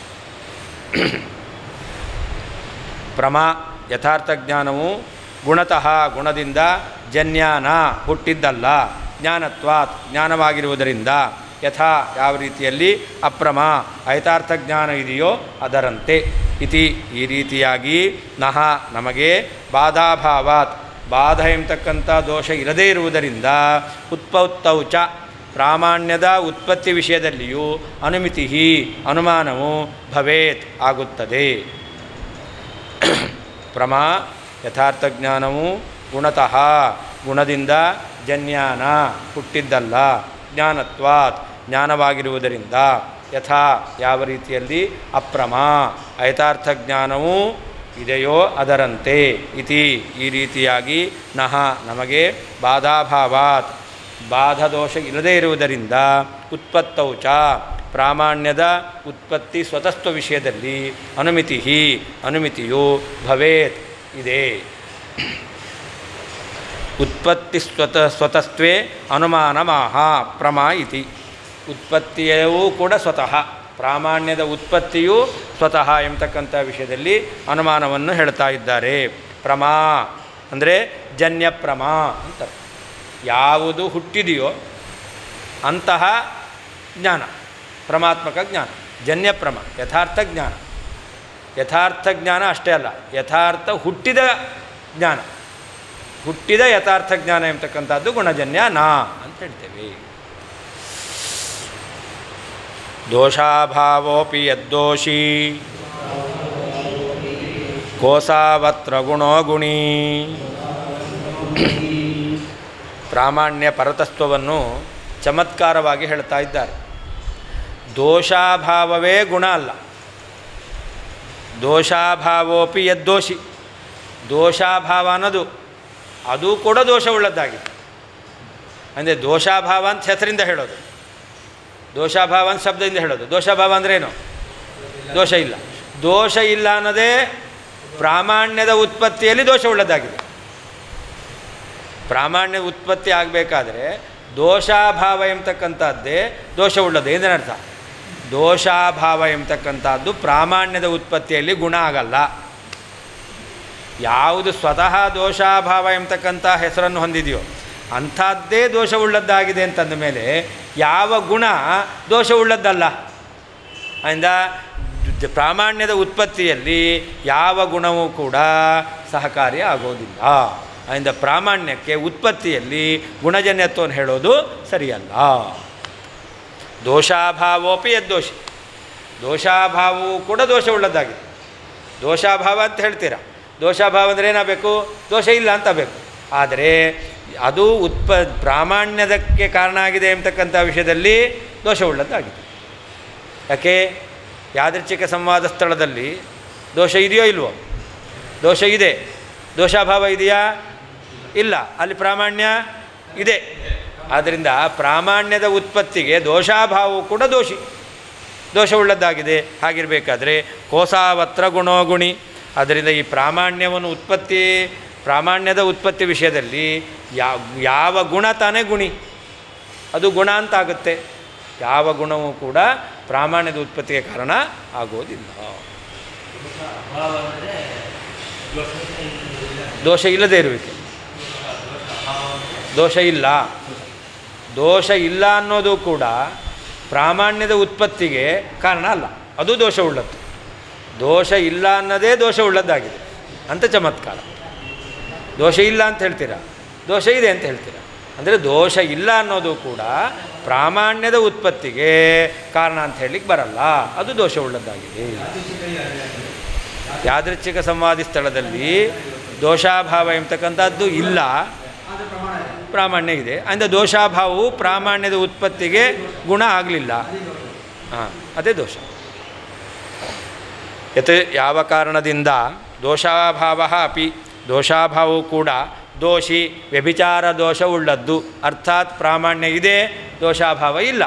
ದೋಷಾಭಾವ ಇಲ್ಲದಿದ್ದರೂ ಕೂಡ ಪ್ರಾಮಾಣ್ಯ ಇದೆ ಎಂಬುದಾಗಿ ವ್ಯಭಿಚಾರ ದೋಷವುಳ್ಳದ್ದಾಗಿದೆಯೋ ತತ್. ಆದ್ದರಿಂದ ಅತ್ರ ಈ ಪ್ರಾಮಾಣ್ಯ ಸ್ವತಸ್ತ್ವ ವಿಷಯದಲ್ಲಿ ಅಸೌ ಗುಣ, ಈ ಗುಣವು ಕಹ ಅಸೌ ಗುಣ, ಯಾವ ಈ ಗುಣವು ಗುಣಿ ದೋಷ ಇಲ್ಲದ ಗುಣವಾಗಲಿಕ್ಕೆ ಸಾಧ್ಯ ಇದೆ.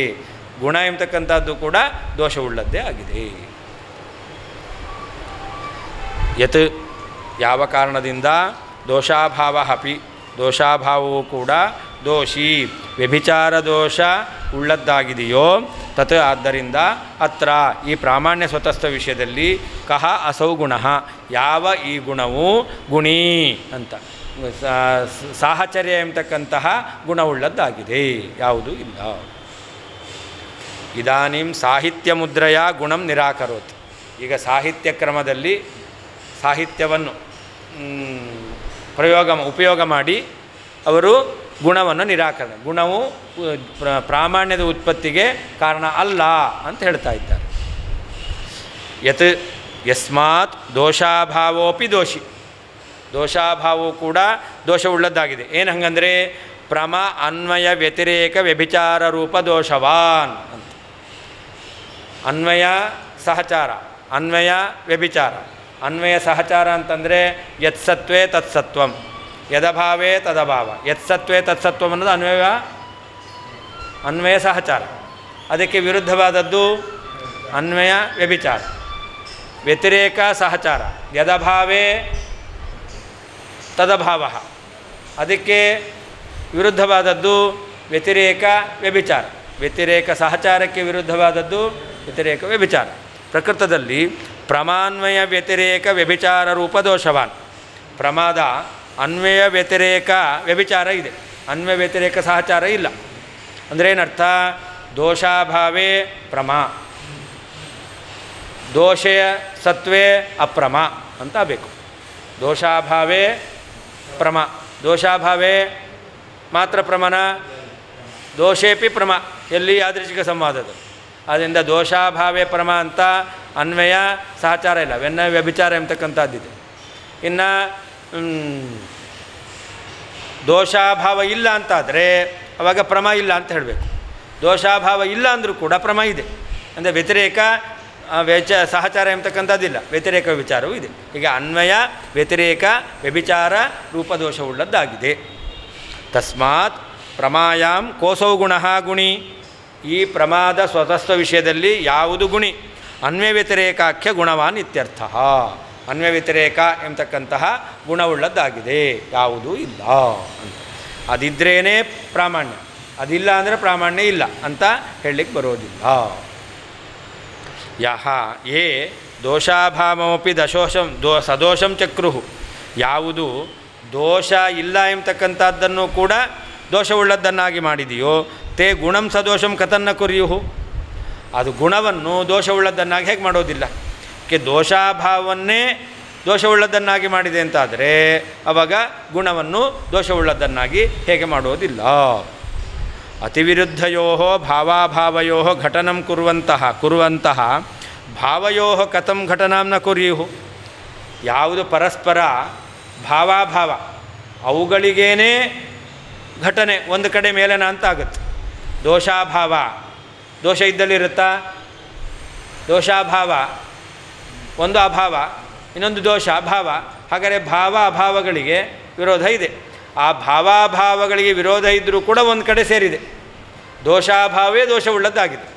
ಹಾಗಿರಬೇಕಾದ್ರೆ ಭಾವಗಳಿಗೆ ಘಟನೆ ಎಂಬತಕ್ಕಂಥದ್ದಾಗೋದಿಲ್ವೇನು? ಪರಸ್ಪರ ವಿರುದ್ಧವಾದ ಭಾವಾಭಾವಗಳಿಗೇನೇ ಮೇಲನ ಆಗಿದೆ ಅಂತಂದ ಮೇಲೆ ಭಾವ ಪದಾರ್ಥಗಳಿಗೆ ಮೇಲನ ಎಂಬತಕ್ಕಂಥದ್ದು ಅಲ್ವೇ? ಅಂದರೆ ಗುಣ ಎಂಬತಕ್ಕಂಥದ್ದು ಭಾವ, ದೋಷ ಎಂಬತಕ್ಕಂಥದ್ದು ಭಾವ. ಆದ್ದರಿಂದ ಗುಣವು ದೋಷವುಳ್ಳದ್ದಾಗಿದೆ, ಯಾಕಾಗೋದಿಲ್ಲ? ಹಾಗೆಯೇ ಆಗುತ್ತೆ. ಇತಿ ವಿರೋಧಾಭಾಸ ಸ್ಫೋರಣ ಸಾಹಿತ್ಯೋಕ್ತಿ ಅಂತ. ವಿರೋಧಾಭಾಸ ಎಂಬತಕ್ಕಂಥದ್ದು ಇದು ಅಲಂಕಾರ, ಅದನ್ನು ತೋರಿಸಿ ಹೇಳಿದ್ದ. ದೋಷಾಭಾವೋಪಿ ದೋಷಿ ಸ್ಯಾತ್ ಅಂತ ಹೇಳಿದ್ದಾರೆ. ಭಾವಾಭಾವರೂಪಯೋ ಉಭಯೋರಪಿ ಗುಣಯೋ ವ್ಯಭಿಚಾರಾತ್ ಸ್ವತಸ್ತ್ವೇ ನ ಕಶ್ಚಿತ್ ಕ್ಷುದ್ರೋಪದ್ರವ ಇತಿ ಹೃದಯಂ. ಅದರಿಂದ ಭಾವರೂಪವಾದಂಥದ್ದನ್ನು ಗುಣ ಅಂತ ಹೇಳ್ತೀರಾ, ಅದು ಹೇಳಲಿಕ್ಕೆ ಬರಲ್ಲ. ದೋಷಾಭಾವರೂಪವಾಗಿರ್ತಕ್ಕಂಥದ್ದನ್ನು ಗುಣ ಅಂತ ಹೇಳ್ತೀರಾ, ಅದು ಹೇಳಲಿಕ್ಕೆ ಬರಲ್ಲ. ಹೀಗೆ ಭಾವರೂಪವಾದ ಗುಣವೂ ಪ್ರಾಮಾಣ್ಯ ಸ್ವತಸ್ತ್ವಕ್ಕೆ ಸಾಧಕ ಆಗೋದಿಲ್ಲ, ಅಭಾವರೂಪವಾದದ್ದು ಪ್ರಾಮಾಣ್ಯ ಸ್ವತಸ್ತ್ವಕ್ಕೆ ಸಾಧಕ ಆಗೋದಿಲ್ಲ. ಆದ್ದರಿಂದ ಸ್ವತಸ್ತ್ವೇ ನ ಕಶ್ಚಿತ್ ಕ್ಷುದ್ರೋಪದ್ರವ. ಪ್ರಾಮಾಣ್ಯಂ ಸ್ವತಃ ಎಂಬತಕ್ಕಂಥ ವಿಷಯದಲ್ಲಿ ಯಾವ ದೋಷವೂ ಇಲ್ಲ. ಸಾಕು.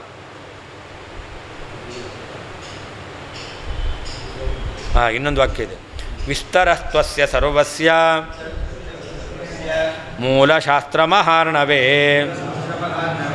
ದ್ರಷ್ಟವ್ಯಸ್ತತ್ತಟಸ್ಥಾಣು ಮಣಿಸಂಗ್ರಾಹಿಣೋ ವಯಂ. ಪ್ರಾಮಾಣ್ಯಂ ಸ್ವತಃ, ಅಪ್ರಾಮಾಣ್ಯಂ ಪರತಃ. ಪ್ರಾಮಾಣ್ಯ ಸ್ವತಸ್ತ್ವ ಜ್ಞಪ್ತಿಯಲ್ಲಿ, ಪ್ರಾಮಾಣ್ಯ ಸ್ವತಸ್ತ್ವ ಉತ್ಪತ್ತಿಯಲ್ಲಿ ಎಂಬತಕ್ಕಂಥ ವಿಷಯವನ್ನು ನಾವು ಹೇಳಿದ್ದೇವೆ. ಇನ್ನೂ ಈ ವಿಷಯವನ್ನು ನೀವು ತಿಳ್ಕೊಳ್ಬೇಕು ಅಂತಾದರೆ ವಿಸ್ತರಸ್ತು ಅಸ್ಯ ಸರ್ವಸ್ಯ ಮೂಲಶಾಸ್ತ್ರ ಮಹಾರ್ಣವೇ ದ್ರಷ್ಟವ್ಯ. ಆಚಾರ್ಯರ ಗ್ರಂಥ ಇದೆಯಲ್ಲ ಅದು ಮೂಲಶಾಸ್ತ್ರ. ನಾನು ಹೇಳಿದ್ದೆಲ್ಲ ಆಚಾರ್ಯರ ಗ್ರಂಥಗಳನ್ನು ಮೂಲವಾಗಿಟ್ಕೊಂಡು ಹೇಳಿದ್ದೇನೆ. ಅಂದರೆ ಆಚಾರ್ಯರ ಶಾಸ್ತ್ರ ಎಂಬತಕ್ಕಂಥದ್ದು ಮೂಲ, ಅದು ದೊಡ್ಡ ಸಮುದ್ರ, ಅಲ್ಲೋಗಿ ಹುಡ್ಕೊಳ್ರಿ. ನಾವೇನು ಮಾಡಿದ್ದೇವೆ ಅದನ್ನು ಹೇಳ್ತಾರೆ. ತಟಸ್ಥ ಅಣುಮಣಿ ಸಂಗ್ರಹಿಣ. ಆ ಆಚಾರ್ಯರ ಶಾಸ್ತ್ರ ಎಂಬತಕ್ಕಂತಹ ಸಮುದ್ರದ ತೀರ ಅಲ್ಲಿರ್ತಕ್ಕಂಥ ಕೆಲವೊಂದು ಮಣಿಗಳನ್ನು ಮಾತ್ರ ನಾವು ಸಂಗ್ರಹ ಮಾಡಿದ್ದೇವೆ. ಆಳಕ್ಕೆ ಇಳಿದು ಗ್ರಹಣ ಮಾಡಲಿಕ್ಕೆ ನಮಗೆ ಆಗಲ್ಲ ಅಂತಾರವರು. ಆದ್ದರಿಂದ ನೀವೇ ಆಳಕ್ಕೆ ಇಳಿದು ಇನ್ನೂ ಬೇಕಾದಂತಹ ಇವುಗಳ ಬಗ್ಗೆ ವಿಶೇಷವಾದ ವಿಷಯವನ್ನು ತಿಳ್ಕೊಳ್ರಿ ಅಂತ ಹೇಳ್ತಾ ಇದ್ದಾರೆ.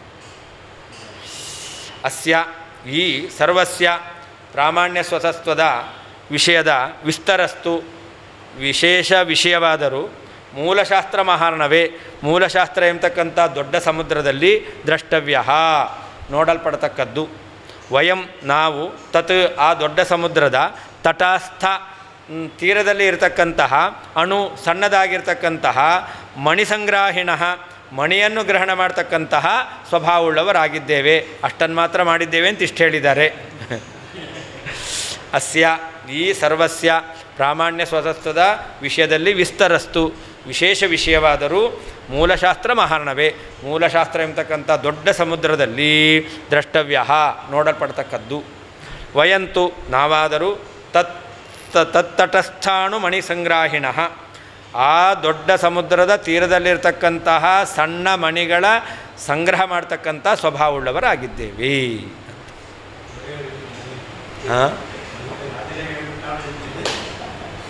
ಯದ್ಬಲಾತ್ ಏತಾವತ್ ಚರ್ಚಿತಂ ತನ್ಮೂಲಶಾಸ್ತ್ರಂ ಸ್ತೌತಿ.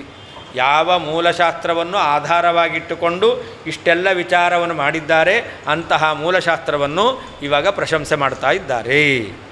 ಅಸ್ಯ ಸರ್ವಸ್ಯ ಪ್ರಮೇಯಸ್ಯ ನಾವು ಹೇಳ್ತಕ್ಕಂಥ ಎಲ್ಲ ಪ್ರಮೇಯಗಳು ಪ್ರಾಮಾಣ್ಯಸ್ಯ ಸ್ವತಸ್ತ್ವಂ ಅಪ್ರಾಮಾಣ್ಯಸ್ಯ ಪರಸ್ತತ್ವಂ ಪರಸತ್ವಂ ಹಾಗೆ ಪ್ರಾಮಾಣ್ಯಂ ಜ್ಞಪ್ತೋ ಸ್ವತಸ್ತ್ವಂ ಪ್ರಾಮಾಣ್ಯಸ್ಯ ಉತ್ಪತ್ತೋ ಸ್ವತಸ್ತ್ವಂ ಈ ಎಲ್ಲ ವಿಷಯಗಳು ಕೂಡ ಅದು ಎಲ್ಲಿದೆ ಮೂಲಶಾಸ್ತ್ರ ಮಹಾರ್ಣವೇ ಅಂತ.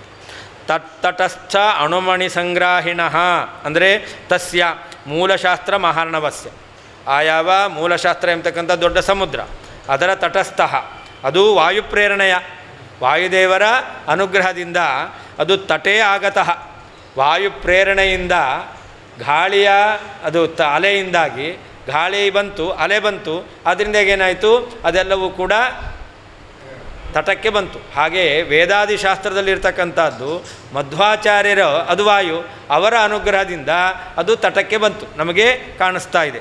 ಅದರ ಅಣುಹು ಮಣಿಹಿ ಅದು ಯುಕ್ತಿ ರೂಪ ಮೌಕ್ತಿಕಂ ಯುಕ್ತಿ ಎಂಬತಕ್ಕಂತಹ ಅದು ಒಂದು ಮುತ್ತು ಅದನ್ನು ನಾವು ಸಂಗ್ರಹ ಮಾಡ್ತಕ್ಕಂಥವರು ಇಷ್ಟು ವಿಷಯವನ್ನು ಹೇಳಿದ್ದೇವೆ ಅಂತ ವಾದಿರಾಜ ತೀರ್ಥರು ಹೇಳ್ತಾ ಇದ್ದಾರೆ.